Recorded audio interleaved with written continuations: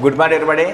This is Uppal Srinivasulu. Welcome to our YouTube channel Sri Krishna Meni. In this video I am going to solving the maths problems of SGT question paper held on June 18th 2025 afternoon session. మరి first క్వశ్చన్ని మనం observe చేశామంటే 7/8 మీటర్ల పొడవు గల తీగను రెండు ముక్కలుగా విభజించినప్పుడు ఒక ముక్క పొడవు 1/4 మీటర్ అయితే రెండవ ముక్క పొడవు మీటర్లలో అన్నాడు. ఏం చేశాడంట 7/8 మీటర్ల పొడవు గల ఒక తీగని రెండు ముక్కలుగా కట్ చేశాడంట. కట్ చేస్తే ఒక ముక్క పొడవు ఇచ్చాడు. ఎంత ఇచ్చాడంటే 1/4 అని చెప్పని ఇచ్చాడు. ఇప్పుడు రెండో ముక్క ఒక పొడవు 5 చేయమని చెప్పని అంటున్నాడు. మరి ఏ విధంగా చేయొచ్చు అంటే మనము సింపుల్గా ఒక ముక్క పొడవు 1/4 అన్నాడు. రెండవ ముక్క పొడవు ఇవ్వలేదు కాబట్టి దాన్ని ఎక్స్ అనుకుంటాను నేను.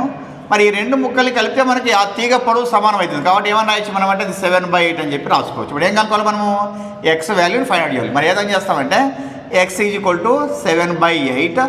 ఈ 1/4 అటువైపు వస్తే ఏమవుతుంది -1/4 అవుతుంది. మనం వెంటనే ఏం చేస్తామంటే అందరు కూడా ఎల్సిఎం ఫైండ్ అవుట్ చేస్తాం. ఎల్సిఎం ఫైండ్ అవుట్ చేయరాదు. ఈ విధంగా ఉన్నప్పుడు ఏం చేయాలంటే ఇక్కడ 4 ఉంది, ఇక్కడ 8 ఉంది. ఈ 4ని 8గా రాసుకోవాలి. అంటే పెద్ద వాల్యూ ఏదైతే ఉంటుందో డినామినేటర్లో పెద్ద వాల్యూ ఏదైతే ఉంటుందో దాని మాదిరిగా చిన్న వాల్యూని మనం రాసుకోవాలన్నమాట. అంటే ఇప్పుడు ఈ 4ని 8గా రాసుకోవాలంటే ఏం చేయాలి మనము ఈ న్యూమరేటర్ని డినామినేటర్ని ఏం చేయాలి 2తో మల్టిప్లికేషన్ చేయాలి. కాబట్టి ఏం చేస్తానంటే 7/8 అలానే రాసుకుంటా. దీన్ని 1 × 2/4 × 2 అని చెప్పి రాసుకుంటాం. ఇప్పుడు ఏమవుతుంది 7/8 - 2/8 అవుతుంది. ఇప్పుడు ఏమవుతుంది డినామినేటర్ ఈక్వల్ అవుతుంది కాబట్టి ఎల్సిఎం మనకి ఈజీగా ఏమొస్తుంది అదే నెంబరే వస్తుంది. పైన ఏం చేయొచ్చు మనం అప్పుడు రెండింటిని డైరెక్ట్ తీసుకోవచ్చు మనం. అంటే 7 - 2 ఎంత వస్తుంది అప్పుడు 5 వస్తుంది. అంటే 5/8 మీటర్స్ అనమాట. అంటే కత్తిరించబడిన ముక్క యొక్క పొడవు ఎంత వస్తుందంటే 5/8 మీటర్స్ అనమాట. మనకి ఇచ్చిన ఆప్షన్ లేదంటే 4th option is the right answer అనమాట. నెక్స్ట్ ప్రాబ్లం అబ్జర్వ్ చేస్తే ఒక వసతి గృహంలో 100 మంది విద్యార్థులు ఉన్నారు. వారికి 20 రోజులకు సరిపడు ఆహార పదార్థములు కలవు. 10 రోజుల తర్వాత అదనంగా 25 మంది విద్యార్థులు వసతి గృహంలో చేరితే మిగిలిన ఆహార పదార్థాలు ఎన్ని రోజులకు సరిపోతాయి? క్వశ్చన్ మనకు ఫస్ట్ విద్యార్థులు ఎంతమంది ఉన్నారు 100 మంది ఉన్నారు. 100 మంది ఉంటే ఎన్ని రోజులకు సరిపడేటువంటి ఆహార పదార్థాలు ఉన్నాయి 20 రోజులకు సరిపడేటువంటి ఆహార పదార్థాలు ఉన్నాయి. ఇప్పుడు 10 రోజుల వరకు ఉన్నారు 100 మంది. 10 రోజుల వరకు 100 మంది ఉన్నారు అనమాట. ఆ తర్వాత ఏమైందంటే ఇంకా 10 రోజులు మిగిలినాయి మనకి. ఈ 10 రోజులు మిగిలినప్పుడు ఏమైందంటే 25 మంది అదనంగా వచ్చినారు. వస్తే ఎంతమంది అవుతారు 125 మంది అవుతారు. ఈ 125 మందికి ఈ 10 రోజులకి సరిపడేటువంటి ఆహార పదార్థాలు ఎన్ని రోజులకు వస్తాయనే క్వశ్చన్ మనకు. అప్పుడు ఎలా కంపేర్ చేసుకోవాలంటే ఈ 100కి 10 అయితే 125కి ఎంత అవుతుంది ఇది మనకి ఇక్కడ రీజన్ అనమాట. మరి ఇక్కడ ఏమైనారు మనకు మెంబర్స్ పెరిగినారు కాబట్టి ఆహార పదార్థాల నిల్వ సంఖ్య ఏమవుతుంది తగ్గుతుంది అనమాట. కాబట్టి ఏం చేస్తా తక్కువ బై ఎక్కువ వేసుకుంటా. అంటే 100/125 × 10 వేస్తా. వేస్తే 25 5 జా 25 4 జా 5 1 జా 5 2 జా 4 2 జా ఎంత 8 అంటే 8 డేస్ సరిపోతాయి అనమాట. ఓకే 125 మందికి ఎన్ని రోజులు సరిపడేటువంటి ఆహార పదార్థాలు నిల్వ ఉంటాయంటే 8 డేస్ అని చెప్పని అర్థం. మనకి ఇచ్చిన ఆప్షన్లు ఎన్ని అవుతుందంటే second option is the right answer అనమాట. నెక్స్ట్ ప్రాబ్లం అబ్జర్వ్ చేస్తే క్రింది వానిలో అనుపాతంలో లేని నిష్పత్తులను కనుగొనండి. క్రింది వానిలో అనుపాతంలో లేని నిష్పత్తులను కనుగొనండి లేదా గుర్తించండి అన్నారు. అంటే అబ్జర్వ్ చేస్తే మనకి అనుపాతంలో లేని వాటిని మనం ఐడెంటిఫై చేయాలి. ఫస్ట్ మనకి అనుపాతం అంటే అర్థమేమి రెండు నిష్పత్తుల సమానత్వాన్ని అనుపాతం అంటాం. మరి దానికంటే ముందుగా నిష్పత్తి అంటే ఏం మనకు అంటే ఒకే ప్రమాణం గల రెండు రాసుల మధ్య గల భాగహార పోలికను నిష్పత్తి అని చెప్పటం. ఒకే ప్రమాణం గల రెండు రాసుల మధ్య గల భాగహార పోలికను నిష్పత్తి అంటాం. మరి ఇక్కడ అబ్జర్వ్ చేస్తే మనము ఫస్ట్ ఆప్షన్లో ఒక నిష్పత్తి మరొక నిష్పత్తి ఇచ్చాడు. అంటే 2 నిష్పత్తులు ఇచ్చాడు అనమాట. సెకండ్ ఆప్షన్ కూడా అదేవిధంగా 3rd 4thలో కూడా 2 నిష్పత్తులు ఇచ్చాడు. ఇచ్చి ఇక్కడ ఇవి అనుపాతంలో ఉన్నాయి లేదని చెప్పి మనం అడుగుతున్నాడు. మరి ఫస్ట్ మనం ఏమో అబ్జర్వ్ చేయాలంటే ఇక్కడ ఇవి ఒకే ప్రమాణంలో ఉన్నాయా లేదని చెప్పి అబ్జర్వ్ చేయాలి. ఇక్కడ అబ్జర్వ్ చేస్తే 25 సెంటీమీటర్స్ 1 మీటర్ అన్నాడు. ఈ సెంటీమీటర్లో ఉంది, ఇక్కడ మీటర్లో ఉంది.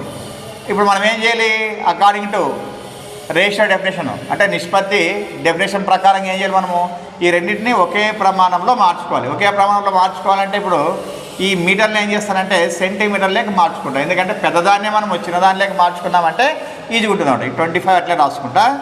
ఇప్పుడు ఈ 1 మీటర్కి ఎన్ని సెంటీమీటర్లు మనకు 100 కాబట్టి 100 సెంటీమీటర్స్ అవుతుంది. అంటే ఇప్పుడు 25 1 25 4 నెక్స్ట్ 40 రూపీస్ 160 రూపీస్ ఇవి రెండు కూడా ఒకే ప్రమాణంలోనే ఉన్నాయి, అంటే రూపాయల్లోనే ఉన్నాయి కాబట్టి మనం మార్చాల్సిన అవసరం లేదు. డైరెక్ట్గా క్యాన్సిల్ చేయొచ్చు. 0 0 క్యాన్సిల్ 4 1 4 4 ఇది ఎంత వచ్చింది 1:4. ఇక్కడ 1:4 ఇక్కడ 1:4 ఈ రెండు కూడా సమానమైన అంటే ఈ నిష్పత్తులు రెండు సమానమైనవి కాబట్టి ఇవి అనుపాతంలో ఉన్నాయన్నమాట. ఓకే నెక్స్ట్ మళ్ళా సెకండ్ ఆప్షన్ 39 లీటర్స్ 65 లీటర్స్ ఇవి ఒకే ప్రమాణంలో ఉన్నాయి కాబట్టి డైరెక్ట్గా క్యాన్సిల్ చేయొచ్చు. 13 3 13 5 సో 3:5 వస్తుంది. నెక్స్ట్ ఇక్కడ 2 3 2 5 6 బాటిల్స్ 10 బాటిల్స్ అన్నాడు. ఇది కూడా ఒకే ప్రమాణమే కావచ్చు కాబట్టి 2 3 2 5 ఇది కూడా ఎంత 3:5 అంటే రెండు కూడా ఏమి సమానమైన కాబట్టి ఇది కూడా ఒక అనుపాతంలో ఉందన్నమాట. నెక్స్ట్ థర్డ్ ఆప్షన్ అబ్జర్వ్ చేస్తే మనం 2 kgs 80 kgs సేమ్ ఉన్నాయి కాబట్టి క్యాన్సిల్ చేస్తాను. 2 1 2 40 ఎంత 1:40. నెక్స్ట్ ఇక్కడ అబ్జర్వ్ చేస్తే 25 grams 625 grams సేమ్ ఉన్నాయి ఇక్కడ కూడా 25 1 25 25 625 కాబట్టి ఎంత వస్తుంది ఇక్కడ 1:25 వస్తుంది. ఇక్కడ ఎంత వచ్చింది 1:40 వచ్చింది. 1:40 ఇక్కడ 1:25 వచ్చింది కాబట్టి రెండు మనకు డిఫరెంట్గా ఉన్నాయి అంటే ఇవి రెండు నాట్ ఈక్వల్ అనమాట. నాట్ ఈక్వల్ కాబట్టి ఇది మనకు అనుపాతంలో లేదనమాట. అంటే దీన్నే మనము గుర్తించాల్సింది. ఇదే రైట్ ఆన్సర్ మనకు. నెక్స్ట్ ప్రాబ్లం అబ్జర్వ్ చేస్తే ఒక బొమ్మ 72 రూపాయలకు కొని 80 రూపాయలకు అమ్మితే లాభశాతం అన్నాడు. ఒక బొమ్మను ఏం చేశాడంట 72 రూపాయలకు కొన్నాడంట, 80 రూపాయలకు అమ్మినాడు. 72 కొని 80కి అమ్మినాడు. జనరల్గానే చెప్పొచ్చు ఏమొస్తుంది మనకు లాభం వస్తుంది. మరి లాభశాతం ఎంత అన్నాడు. యాక్చువల్గా మనకు లాభం ఎంత వచ్చింది అని అంటే మనకు ఎస్పీ వచ్చేసి 80 రూపీస్, సిపి వచ్చేసి 72 రూపీస్ అనమాట. అప్పుడు మనకు ప్రాఫిట్ ఎంత వస్తుంది ఆటోమేటిక్ చూస్తే మనకు 8 రూపీస్ వస్తుంది ప్రాఫిట్. 80లో 70 పోతే ఎంత వస్తుంది 8 రూపీస్ వస్తుంది. మరి ఇప్పుడు ఈ 8 రూపీసే మనకు సిపి అంటే 72 రూపీస్లో ఎంత పర్సెంటేజ్ అని చెప్పి క్వశ్చన్ మనకు అర్థం. అంటే దాన్ని ఏం చేస్తానంటే వితౌట్ ఫామ్లో బేస్ చేసుకుంటే నేను ఈ 72ని 100% అనుకుంటే 8కి ఎంత పర్సెంటేజ్ అని చెప్పని అర్థం మనకు. ఓకే అప్పుడు ఏం చేసి మనం అంటే 8/72 × 100 అనమాట. దానికి కూడా క్రింది బై పైది వేయచ్చు అనమాట. ఓకే ఎంత వస్తున్నప్పుడు 8 1 8 9 100/9 అనమాట. 100/9 అంటే 9తో 100ని మనము డివిజన్ చేస్తానంటే 9 1 9 10 మళ్ళీ 9 1 9 1 అంటే ఎంత వస్తుంది 11 1/9% అనమాట. ఇది ప్రాఫిట్ పర్సెంటేజ్ అనమాట. మరి ఎన్నో ఆప్షన్ అంటే ఇచ్చిన వాటిలో మనకు first option is the right answer అనమాట. నెక్స్ట్ ప్రాబ్లం అబ్జర్వ్ చేస్తే ఒక దీర్ఘ చతురస్ర కర్ణము 17 సెంటీమీటర్లు మరియు దాని పొడవు 15 సెంటీమీటర్లు అయినా దాని వెడల్పు సెంటీమీటర్లు అన్నాడు. ఏమి ఇచ్చాడు అంటే మనకు ఒక దీర్ఘ చతురస్రం ఇచ్చాడు అనమాట. ఈ దీర్ఘ చతురస్రంలో కర్ణం పొడవు ఇచ్చాడు. కర్ణం పొడవు వచ్చేసి మనకు 17 సెంటీమీటర్లు అంట. తర్వాత పొడవు కూడా ఇచ్చాడు అనమాట. పొడవు వచ్చేసి ఎంత అన్నాడు అంటే 15 సెంటీమీటర్లు అన్నాడు. ఇప్పుడు దీని వెడల్పు ఎంత అని చెప్పి అంటున్నాడు. మరి వెడల్పు అనుకోవాలండి ఇక్కడ అబ్జర్వ్ చేస్తే మనకి ఇది రైట్ యాంగిల్ ట్రయాంగిల్ కదా, లంబకోణ త్రిభుజం కదా. ఈ లంబకోణ త్రిభుజంలో కర్ణం ఇచ్చాడు, ఒక భుజం ఇచ్చాడు, ఇంకో భుజం కనుక్కోవాలి మనం. ఇంకో భుజం కనుక్కోవాలంటే ఆటోమేటిక్గా మనకి ఏమొస్తుంది భుజం √ కర్ణము స్క్వేర్ మైనస్ భుజము స్క్వేర్ అంటే ఏం చేయొచ్చు మనము కర్ణం స్క్వేర్ అంటే 17 స్క్వేర్ మైనస్ భుజము స్క్వేర్ అంటే 15 స్క్వేర్ రాసుకోవచ్చు అనమాట. చేస్తామంటే 17 స్క్వేర్ మీన్స్ 289, 15 స్క్వేర్ మీన్స్ 225 ఎంత వస్తుంది √64 మీన్స్ 8 సెంటీమీటర్స్ అనమాట. ఓకే మరి ఇచ్చిన ఆప్షన్లో ఏదంటే మనకు దీంట్లో first option is the right answer. మనము యాక్చువల్గా అయితే ఈ లంబకోణ త్రిభుజాన్ని బేస్ చేసుకొని త్రికమ్ములు ఉంటాయి మనకు. ఆ త్రికమ్ములు మనం కంఠస్థం చేసినామంటే ఆటోమేటిక్ మనకి ఇక్కడ 15 అంటే ఇక్కడ ఏమొస్తుంది 8 15 17 కర్ణం అవుతుంది. లేకపోతే 3 4 5 చాలా ఉన్నాయి మనకు. అవి నేర్చుకున్నామంటే డైరెక్ట్గానే ఆన్సర్ చెప్పేయచ్చు అనమాట. నెక్స్ట్ ప్రాబ్లం అబ్జర్వ్ చేస్తే త్రిభుజం PQR యొక్క అంతరంలో ఏదైనా ఒక బిందువు ఓను తీసుకొనము సత్యము కాని ప్రవచనాన్ని గుర్తించమని 4 ఆప్షన్స్ ఇచ్చాడు. అట్లేమంటే మనకు PQR అనేటువంటి ఒక ట్రయాంగిల్ తీసుకోమన్నాడు. ట్రయాంగిల్ తీసుకుంటే దీంట్లో ఓ వచ్చేసి ఒక భుజం అంట, ఓ వచ్చేసి అంతరంలో ఒక బిందువు అంట. మరి ఈ బిందువు ఇచ్చినప్పుడు దీంట్లో సత్యం కాదు అని చెప్పి అన్నాడు. మరి అబ్జర్వ్ చేసి ఇవన్నీ కూడా ఏమైంటే మనకు సైడ్స్ ఏంటని చెప్పని అర్థం. అంటే ఇవి జాయిన్ చేయాలి మనం. ఇప్పుడు ఈ విధంగా జాయిన్ చేసుకున్నామంటే ఇవి సైడ్స్ అని చెప్పని అర్థం అనమాట. ఇప్పుడు ఫస్ట్ ఇక్కడ ఇచ్చిన కండిషన్లు మనం అబ్జర్వ్ చేస్తే అన్ని సైడ్స్ యొక్క సమ్ ఇచ్చాడు, తర్వాత డిఫరెన్స్ ఇచ్చాడు. మరి సైడ్స్ సమ్ డిఫరెన్స్ ఇచ్చినప్పుడు మనకు కండిషన్స్ ఏమున్నాయి త్రిభుజానికి సంబంధించినటువంటి ప్రాపర్టీస్ అని చెప్పంటే మనకు ఒక త్రిభుజంలో రెండు భుజాల మొత్తం అంటే ఏవైనా రెండు భుజాల మొత్తము మూడవ భుజం కంటే ఎక్కువ అనమాట. ఒక త్రిభుజంలో ఏవైనా రెండు భుజాల మొత్తం మూడవ భుజం కంటే ఎక్కువ, అదొక కండిషన్. నెక్స్ట్ ఇంకో కండిషన్ ఏమంటే మనకు ఒక త్రిభుజంలో ఏవైనా రెండు భుజాల భేదము మూడవ భుజము కంటే తక్కువ అనమాట. ఒక త్రిభుజంలో ఏవైనా రెండు భుజాల భేదము మూడవ భుజము కంటే తక్కువ అని చెప్పని అర్థం అనమాట. ఈ రెండు కండిషన్ బేస్ చేసుకొని చేస్తాం అనమాట. ఇది ఫస్ట్ కండిషన్ వచ్చేసి in a triangle some of any two sides is greater than the third side. Second condition is in a triangle difference of any two sides is less than the third side అనమాట. ఈ రెండు base చేసుకొని మనం చేస్తాం. First observe చేస్తామని ఇక్కడ PQ PO క్యూఓ ఉంది. మరి అది ఏ ట్రయాంగిల్ సంబంధించిందో ఒకసారి అబ్జర్వ్ చేయండి. మనము చూస్తే ఇప్పుడు పీక్యూ తర్వాత పిఓ క్యూఓ అన్నాడు. అంటే ఈ ట్రయాంగిల్ తీసుకోవచ్చు అనమాట. అంటే ట్రయాంగిల్ పీక్యూఓ అనమాట. ట్రయాంగిల్ పీక్యూఓ ఈ ట్రయాంగిల్ తీసుకుంటే మనకు ఏమనర్థం మనకంటే రెండు భుజాలు మొత్తం ఇచ్చాడు. ఇచ్చి మూడవ భుజం ఎట్లుందంట లెస్ దాన్ అని చెప్పన్నాడు. మన కండిషన్ ఏమి రెండు భుజాల మొత్తము మూడవ భుజము కంటే ఎక్కువ అన్నాడు. మన కండిషను రెండు భుజాల మొత్తము మూడవ భుజము కంటే ఎక్కువ అని. ఎక్కువ అన్నప్పుడు ఇక్కడ ఆటోమేటిక్గా ఈ థర్డ్ ఏమవుతుంది తక్కువనే మీనింగ్ మనకు ఇక్కడ రివర్స్ ఇచ్చాడనమాట. అంటే రెండు భుజాల మొత్తం మూడవ భుజము కంటే ఎక్కువ అంటే అర్థమే మనకు థర్డ్ భుజం ఎట్లుంటుంది మనకు ఆ రెండింటికంటే తక్కువే ఉంటుందని చెప్పి అర్థం. కాబట్టి ఇక్కడ ఏమన్నాడు PQ is less than PO plus Q అన్నాడు. కాబట్టి ఇది కూడా రైటే మనకు. ఓకే ఏమి నెక్స్ట్ ఆ తర్వాత RO is greater than QR minus QO అని చెప్పని ఇచ్చాడు. ఆర్ఓ క్యూఆర్ ఓక్యూ అంటే ఈ ట్రయాంగిల్ తీసుకున్నాడు. ట్రయాంగిల్ ఓక్యూఆర్ అనుకుందాం. మరి ట్రయాంగిల్ ఓక్యూఆర్ కండిషన్ కూడా తీసుకుంటే మనకు ఇక్కడ భేదం ఇచ్చాడు.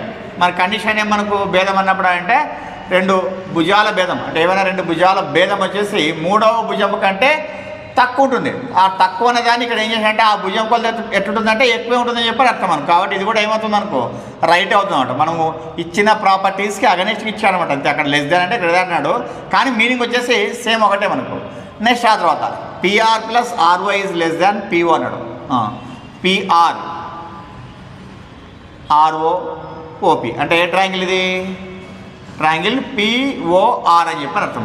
ట్రయాంగిల్ పిఓఆర్ తీసుకుంటే మనకి రెండు భుజాల మొత్తము మూడవ భుజం కంటే ఎట్లుంటుంది ఎక్కువ ఉంటుంది. ఇదేమన్నా తక్కువ ఉన్నాడు కదా. కాబట్టి ఇది ఏమవుతుంది ఇది రాంగ్ అవుతుంది అన్నమాట. ఇది సత్యం కానిది. నెక్స్ట్ ఫోర్త్ ఆప్షన్ కూడా అబ్జర్వ్ చేద్దాం. మనకు ఏముంది QR RO QO QR RO OQ అంటే ఇది ఈ ట్రయాంగిలే మనకు. ఏది ట్రయాంగిల్ ఓక్యూఆర్ అనమాట. దీంట్లో అబ్జర్వ్ చేస్తాం మనకు రెండు భుజాల భేదం ఇచ్చాడు. ఈ భేదం వచ్చేసేమి మూడవ భుజం కంటే తక్కువే ఉంటుంది. కాబట్టి లెస్ దాన్ అన్నాడు. కాబట్టి ఇది కూడా ఏమి రైట్ అనమాట. మనకి ఇచ్చిన ఆప్షన్లో సత్యం కానిది ఏది third option is the right answer అనమాట. నెక్స్ట్ పాయింట్ అబ్జర్వ్ చేస్తే మీరు తూర్పు దిశకు ఎదురుగా నిలబడి అపసవ్య దిశలో 1/3/4 పరిభ్రమణం చేసినప్పుడు ఎదురుగా ఉండే దిశ అన్నాడు. Very easy. ఫస్ట్ మనకి దిక్కులు ఎలా ఉంటాయంటే ఇలా వేసుకుంటాం. ఈ రైట్ సైడ్ వచ్చేసి తూర్పు, ఇక్కడ పడమర, ఇక్కడ ఉత్తరము, ఇక్కడ దక్షిణం వేసుకుంటా. వాడు ఇచ్చిన కండిషన్ ఏమంటే తూర్పు దిశకు ఎదురుగా నిలబడి ఈ దిశకు ఏమంట ఎదురుగా నిలబడినాడంట. అంటే ఎక్కడ ఉన్నాడు పడమరలో ఉన్నాడు అనమాట. అంటే ఇటువైపు చూస్తున్నాడు. పడమరలో ఉండి ఇటువైపు చూస్తున్నాడు. చూస్తూ ఉంటూ ఏం చేసినాడు అపసవ్య దిశలో అంటే అపసవ్య దిశలో అంటే ఎటువైపు లెఫ్ట్ సైడ్ ఇటు అవుతాను ఇటు తిరిగినాడంట. ఇటువైపు తిరిగినాడు. అపసవ్య దిశలో 1/3/4 పరిమాణం చేసినప్పుడు ఎంతంట 1/3/4 అన్నాడు. ఇదే మనకు అర్థం కాదు ఇక్కడ 1/3/4. 1/3/4 అంటే అర్థమే మనకు 4 1 జా 4 4 ప్లస్ ఎంత 7/4 అంటే టోటల్ మనకు భ్రమణం ఎంత వస్తుంది 360 కదా. కాబట్టి ఇంటూ 360 వేస్తాను. 360 వేసినా అంటే 4 1 జా 4 90 జా 9 7 జా 63 అంటే ఎంత 630. 630 అంటే అర్థం ఏమనుకో అంటే 360 తిరిగినాడు ఏమి 360 అంటే పూర్తి ఒక భ్రమణం చేసినాడు అనమాట. అంటే ఇక్కడికి వచ్చినాడు. ఇక్కడికి వచ్చిన తర్వాత 630 వరకు అంటున్నాడు కాబట్టి మనం 630లో నుంచి 360 తీసినామంటే ఎంత వస్తుంది? మళ్ళీ మనకు 0, తర్వాత 7 వస్తుంది. ఆ తర్వాత 5లో 3 పోతే 270 తిరిగినాడంట. అంటే ఒక పూర్తి భ్రమణం జరిగింది. మళ్ళీ ఏమైంది? 270 వరకు తిరిగినాడు. 270 వరకు అన్నప్పుడు ఇక్కడ ఎంత 90, మళ్ళీ ఇది 90, 180 ప్లస్ మళ్ళీ 90 ఎంత అవుతుంది? 270 ఇక్కడికి వచ్చినాడు అనమాట. అంటే ఇక్కడ ఏ దిక్కులో ఉన్నాడు? దక్షిణం వైపు ఉన్నాడు అనమాట. మరి ఇచ్చిన ఆప్షన్ ఏదంటే మనకు 4th option is the right answer అనమాట. మరి ఇక్కడ కన్ఫ్యూజ్ కానట్లు ఏం చేయాలంటే మనం 1/3/4 అంటే 7/4, పూర్తి భ్రమణం అంటే 360. మనకు వచ్చింది ఎంత? 630 వచ్చింది. 630లో 360 దిగినాడంటే మనం మైనస్ చేస్తున్నాం. 360 మైనస్ చేసినట్టు ఎంత ఉంటుంది? 270 ఉంటుంది. అంటే 360 ఇక్కడ వరకు 360 వస్తుంది ఇక్కడికి. మరి 270 అంటే ఇది 90, ఇది 90, ఇది 90, ఇది వచ్చేస్తుంది. అంటే ఇది దక్షిణం వైపు అని చెప్పి అర్థం అన్నమాట.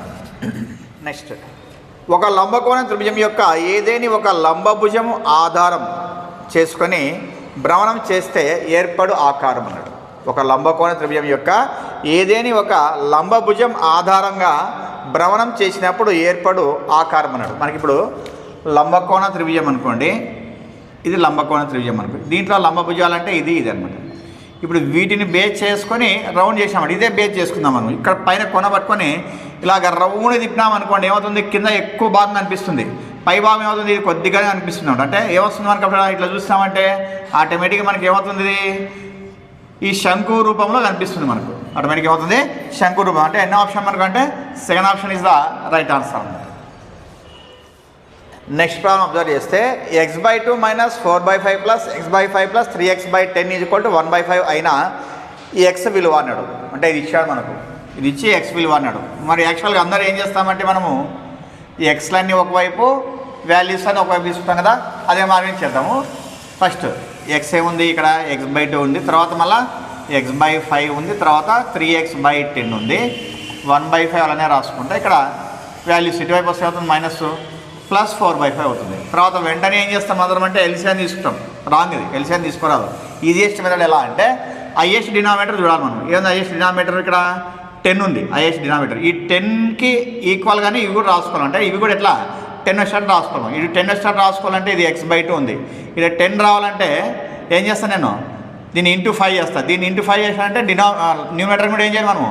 ఇంటూ 5 చేయాలి. కాబట్టి ఏం చేస్తా? 5 × x/5 × 2. 5 2 ఎంత అవుతుంది? 10 అవుతుంది. నెక్స్ట్ మళ్ళీ దీన్ని కూడా 10కి ఈక్వల్ చేసుకోవాలి. 10 ఈక్వల్ చేసుకోవాలంటే ఏం చేయాలి? దీన్ని ఇంటూ 2 చేయాలి. అంటే 2 × x/2 × 5 ప్లస్ ఇది అట్లా పెట్టుకోవచ్చు 3x/10. ఇది సేమ్ ఉంది కాబట్టి ఇంకా డైరెక్ట్ రాసేయచ్చు మనం. 5 1 + 4 ఎంత వస్తుంది? 5 వస్తుంది. ఇప్పుడు అబ్జర్వ్ చేస్తే ఇది x × 5 5x, 5 2 = 10, next 2x, 2 5 = 10, next 3x/10 = ఎంత? ఇది 1 వస్తుంది. 5 1 = 5 1 క్యాన్సిల్ చేసినామంటే ఇప్పుడు అన్ని 10 ఉన్నాయి కాబట్టి డైరెక్ట్ ప్లస్ చేయొచ్చు మనం. 5x + 2x ఎంత? 7x, 7x + 3x ఎంత? 10x/10 = 1. 10 10 క్యాన్సిల్ అవుతే x ఎంత వస్తుంది? 1 వస్తుంది. సో ఇచ్చిన ఆప్షన్ లేదంటే 3rd option is the right answer అనమాట. మీరు పొరపాటున కూడా ఎల్సిఎం తీసుకొని చేశారంటే లెంత్గా వచ్చేస్తుంది అనమాట. నెక్స్ట్ ప్రాబ్లం అబ్జర్వ్ చేస్తే x = -1 అయినప్పుడు 2x³ + 3x² - 4x + a సమానం విలువ 0 అయితే a యొక్క విలువ అనడం. అంటే మనకు x = -1 అవుతుందట. ఈ మొత్తం కూడా దేనికి సమానం అవుతుంది? 0కి సమానం అయితే ఈ ఏ వాల్యూ ఎంత అన్నాడు. అంటే అప్పుడు అర్థమే మనకు x బదులు ఏం చేయాలి? -1 సబ్స్టిట్యూట్ చేయాలి వీటిలో అనమాట. కాబట్టి డైరెక్ట్ చేసేద్దాము. ఏమైనా రాస్తున్నాను అంటే ఇప్పుడు 2 × -1 3 × -1² తర్వాత 4 × -1 ప్లస్ a = 0. -1 కదా, 3 టైమ్స్ మల్టిప్లికేషన్ చేసినామంటే మనకు ఏమొస్తుంది? Minus into minus plus, plus into minus మైనసే వస్తుంది. అంటే -1 వస్తుంది. -1 × 2 ఎంత? -2. తర్వాత ఇక్కడ స్క్వేర్ కాబట్టి +1 వస్తుంది. కాబట్టి 3 × 1 ఎంత? 3 రాస్తా. నెక్స్ట్ ఇది మైనస్ ఇంటూ మైనస్ ఏమి? +4 ప్లస్ a = 0. తర్వాత 4 + 3 7, 7 - 2 5 వస్తుంది. 5 + a = 0. a = ఎంత? -5 అనమాట. మరి ఎన్నో ఆప్షన్ అంటే మనకు ఇచ్చిన వాటిలో వచ్చేసి 2nd option is the right answer అనమాట. నెక్స్ట్ ప్రాబ్లం అబ్జర్వ్ చేస్తే ఈ విధంగా ఇచ్చాడు. -4 ⁸ / 4³ హోల్ స్క్వేర్ ఇంటూ 6 ⁻⁻6 విలువ ఎంత అని చెప్పని ఇచ్చాడు. మరి ఎలా చేయొచ్చు మనం అంటే ఇక్కడ అబ్జర్వ్ చేస్తే మనకు -4⁸ అన్నా 4⁸ అన్నా ఒకటే, ఎందుకంటే ఇక్కడ సరి సంఖ్య ఉంది కాబట్టి మనం మైనస్ని మల్టిప్లికేషన్ చేసుకుంటూ వెళ్ళామంటే లాస్ట్గా ఏ వస్తుంది, ప్లస్ ఏ వస్తుంది. ఓకే, కాబట్టి అలా రాస్తాను, ఎందుకంటే ఇక్కడ +4 ఉంది కాబట్టి దీన్ని కూడా ప్లస్లోకి మార్చుకున్నాను నేను. డివైడెడ్ బై తర్వాత 4³ హోల్ స్క్వేర్ ఇంటూ దీన్ని కూడా ఏం చేస్తానంటే 4లోకి రాస్తాను. ఈ 16 ఏం రాస్తా 4² అని చెప్పి రాసుకుంటా. టు ది పవర్ ఆఫ్ ఏమవుతుంది -6 అని చెప్పి రాసుకుంటాం. ఇప్పుడు ఇది అబ్జర్వ్ చేస్తే మనకు ఇది a⁴m/a⁴n అనమాట. అంటే a⁴m/a⁴n ఏం ఫార్ములా మనకు a⁴m-n. ఎప్పుడు ఇది m వచ్చేసి పెద్దగా ఉన్నప్పుడు, ఇక్కడ m అంటే ఏమి 8 అని అర్థం, n అంటే ఏమి 3 అని అర్థం ఉంటుంది. కాబట్టి ఏం చేస్తాను నేను ఇప్పుడు 4⁸ చేస్తాను. 8-3 ఎంత వస్తుంది మనకు 4⁵ వస్తుంది. 5 హోల్ స్క్వేర్ ఇంటూ నెక్స్ట్ ఇది ఏ ఫార్ములా ఉంది a⁴n అంటే a⁴m ఏమవుతుంది a⁴mn అవుతుంది. అంటే 4⁴2 ఇంటూ -6 అంటే ఎంత వస్తుంది -12 వస్తుంది. నెక్స్ట్ మళ్ళీ ఇది కూడా సేమ్ a⁴m అంటే ఏం రాయొచ్చు 4⁵5 10 ఇంటూ 4⁻−12. ఆ తర్వాత మళ్ళీ ఇప్పుడు మనకు ఇది ఏ ఫార్ములా ఇది a⁴m ఇంటూ a⁴n ఏమొస్తుంది a⁴m+n అనమాట. అంటే ఇప్పుడు 4⁴ ఏం చేయాలి 10-12 మీన్స్ -2 అనమాట. అంటే 4⁻−2 మరి 4⁻−2 అంటే మనకు మన ఆప్షన్లో ఒకసారి మనము అబ్జర్వ్ చేసినామంటే ఏమన్నా ఇచ్చి మనము దీన్ని వాడు 4లో బై అని చెప్పని ఇచ్చాడు. కాబట్టి ఏం చేస్తానంటే దీన్ని 4⁻−2 అంటే a⁻−m ఫామ్లో వస్తుంది. ఏమొస్తుంది 1/a⁻m అని చెప్పి రాయించాను. కాబట్టి ఏమన్నా రాస్తాను నేను 1/4² అని చెప్పి రాస్తాను. మరి ఇచ్చిన ఆప్షన్లో ఏంటవుతుందంటే first option is the right answer. చూడడానికి ప్రాబ్లం చిన్నగానే ఉంది కానీ ఎన్ని వచ్చినాయి ఫామ్లో ఇక్కడ 1 2 3 4 వచ్చినాయి చూడండి.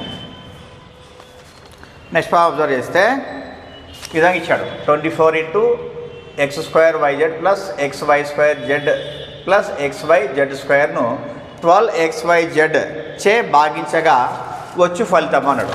ఈ మొత్తాన్ని ఏం చేస్తున్నామంటే దీంతో 12xyzతో భాగిస్తే వచ్చే ఫలితం అన్నాడు. మరి ఎలా చేయొచ్చు మనం అంటే ఇప్పుడు ఈ 12 1 12 2 రాసుకోవచ్చు. 12 అనే రాస్తా. ఇక్కడ అబ్జర్వ్ చేస్తే కింద xyz ఉంది, ఇక్కడ ప్రతి దాంట్లో కూడా xyz ఉన్నాయి కాబట్టి ఏం చేయొచ్చు నేను xyzని కామన్ తీస్తాను.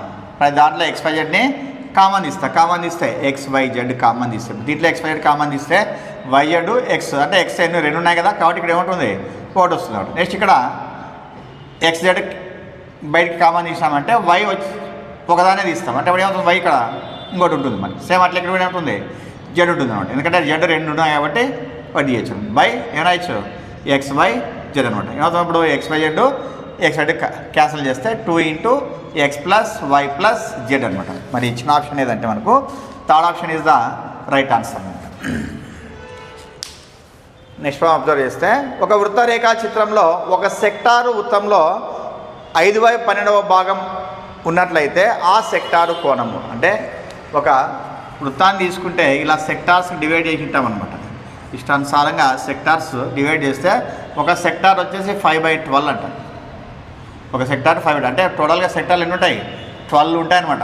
ఆ 12లో ఇది 5/12 భాగం అని చెప్పని ఇచ్చాడు. ఇప్పుడు దీని కోణం ఎంత అంటున్నాడు అనమాట. ఆ సెక్టారు కోణం ఎంత ఉంటుంది మరి టోటల్గా మనకు మొత్తం పైన ఎంత యాంగిల్ మనకి సర్కిల్కి అది 360కి అనమాట 360. మరి ఇప్పుడు దీనికి ఎంత వస్తుంది సెక్టార్ కంటే ఏం చేస్తాను 5/12 వేస్తాయి. ఎందుకంటే ఇది 12 పార్ట్స్ కదా. అంటే 12 పార్ట్స్కి 360 అన్నప్పుడు 5 పార్ట్స్కి ఎంత అంటే ఏం చేయాలి అప్పుడు 360 × 5/12 వేయాలి. 12 1 12 13 ఎంత 150 అనమాట. అంటే 150 degrees అనమాట. ఎన్నో ఆప్షన్ అంటే first option is the right answer అనమాట.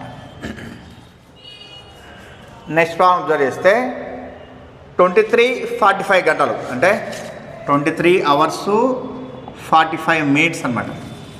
గంటల సమయాన్ని 12 గంటల రూపంలో వ్యక్తపరచగా అంటే 12 గంటల రూపంలో వ్యక్తపరచాలంట మనం. మరి ఎలా అంటే మనకి ఎలా చేస్తాం మనకి 23 hours 45 minutes అన్నప్పుడు నేను 12 hours లెస్ చేస్తా.